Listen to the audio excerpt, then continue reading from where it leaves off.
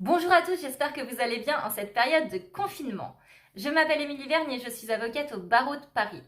Et aujourd'hui, je vais vous parler des entrepreneurs qui sont coincés en mode SAV pour des problématiques de force majeure et aujourd'hui qui cherchent à s'en sortir. Voilà. Pourquoi? Parce que j'ai tout simplement beaucoup d'appels en ce moment, beaucoup d'appels de clients qui me disent « Mais maître, c'est la galère, ce Covid-19, c'est la galère, ce confinement.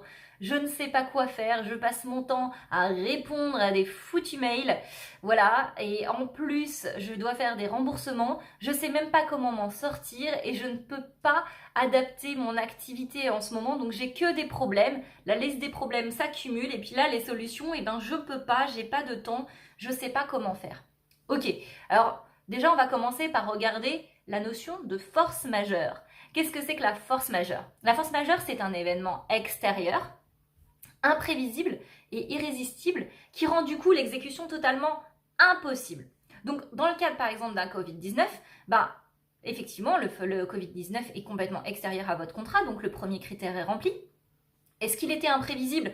Ça va dépendre de la date de conclusion du contrat, parce que forcément, si le contrat il a été conclu après que le confinement et que le Covid se soit déclaré et le confinement se soit déclaré en Chine, ou après en Europe, en Italie, en Espagne, puis en France, le critère d'imprévisibilité s'apprécie pas de la même manière, donc on va porter notre attention sur cet élément.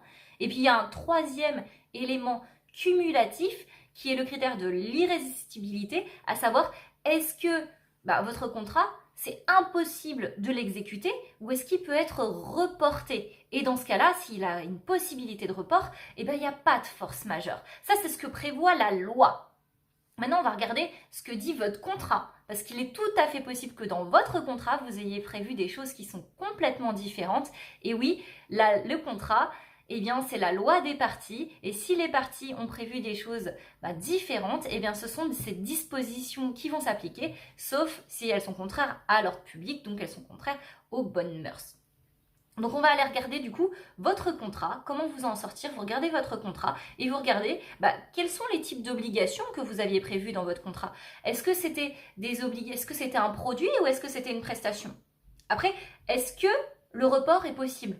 Ou est-ce qu'il y a des solutions qui vont vous permettre d'adapter la solution pour que le contrat puisse être effectivement effectué? Voilà. Et puis après, qu'est-ce que vous avez prévu dans le cadre des forces majeures? Peut-être que vous avez défini la notion de force majeure et que dans ce cas-là, on rentre effectivement dans un cas de force majeure. Ou pas. Et peut-être que vous avez prévu le remboursement, que vous l'avez écarté ou pas. Regardez ce qu'il y a écrit dans votre contrat, vous aurez sûrement la réponse. Alors, il y en a qui vont me dire, oui, mais moi, j'ai pas de contrat, j'ai pas fait de signer de contrat, maître, je sais pas quoi faire. En fait, le contrat, il est consensuel. Le principe en France, c'est que le contrat est formé de manière consensuelle, c'est-à-dire que le simple échange des consentements vaut conclusion du contrat. Maintenant, ça va être une question de preuve. On est bien d'accord, sinon ce serait trop simple. Donc vous allez regarder, est-ce que vous avez des échanges de mails, de SMS, de WhatsApp? Je ne sais pas. Est-ce que vous avez déjà commencé à exécuter le contrat? Est-ce que ça a été envoyé, le produit a été envoyé ou la prestation a commencé à être exécutée? Est-ce que vous avez des traces également, des règlements? Tout ça, ça va vous permettre de prouver qu'il y a effectivement un contrat ou pas. Et puis s'il n'y a pas de contrat, peut-être que de contrat écrit en tout cas, on est bien d'accord, peut-être que vos conditions générales de vente ont également prévu ce cas de force majeure et que du coup, on va pas regarder ce qui est écrit dans la loi, on va regarder ce qui est écrit dans vos conditions générales de vente qui vont du coup pallier cette difficulté. Et puis, derrière, qu'est-ce qu'on va faire? Parce qu'une fois qu'on a fait ce travail préparatoire, on va faire des mails. On va faire des mails déjà réactifs. Pourquoi? Parce que les mails, ils sont là, donc il va falloir y répondre. Donc, des mails réactifs aux clients qui vous ont écrit. Et ensuite, des mails proactifs. Proactifs qu'on va automatiser. C'est-à-dire que vous allez faire générer un modèle de mail, un modèle de réponse que vous allez pouvoir envoyer à chacun de vos clients.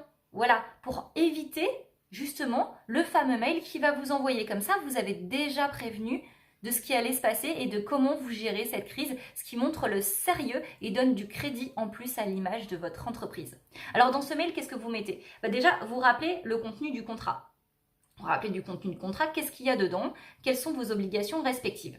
Deuxième point, vous allez rappeler la situation du Covid-19 et qu'effectivement, c'est délicat, la situation est délicate et vous la comprenez. Vous vous mettez un peu à sa place, vous lui donnez de l'empathie, ça devrait le calmer, ça fera passer la pilule nettement plus facilement.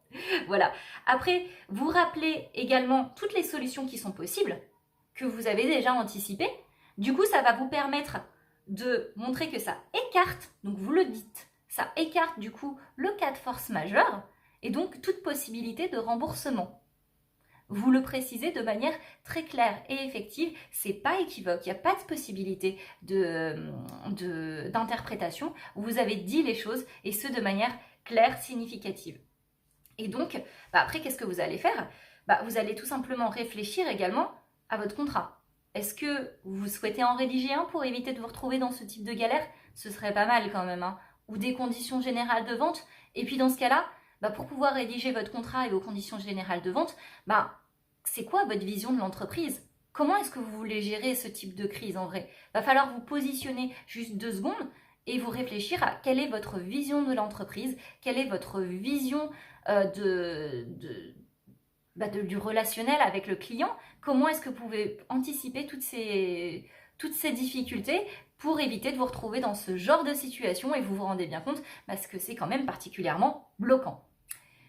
Et forcément, derrière, vous vous rendez compte tout simplement qu'il y a du temps qui se dégage. Et c'est merveilleux, vous allez pouvoir vous concentrer sur ce que vous aimez faire, c'est-à-dire votre business. Vous allez pouvoir également trouver du coup des solutions, adapter votre activité à la situation et générer quoi? De l'argent.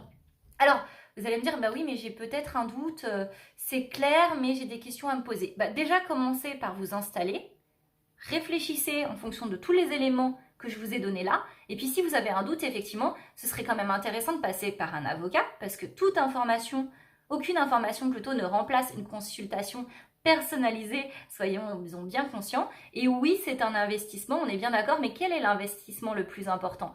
C'est quoi le plus important pour vous? C'est de rembourser des milliers des cents à vos clients ou c'est d'investir dans un avocat pour éviter justement de rembourser systématiquement et de perdre l'argent. C'est quoi le plus intéressant derrière aussi? C'est d'investir dans un avocat ou derrière, c'est de perdre du temps et du coup, de perdre de l'argent parce que finalement, vous ne pouvez pas vous concentrer sur l'essentiel de votre activité. Je vous laisse faire le calcul. J'espère que cette vidéo vous aura été utile. Je vous remercie pour votre attention.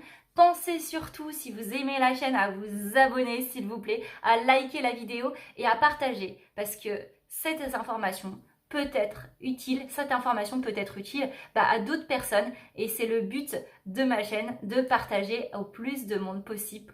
Voilà, je vous remercie, au revoir, bon courage en cette période de confinement.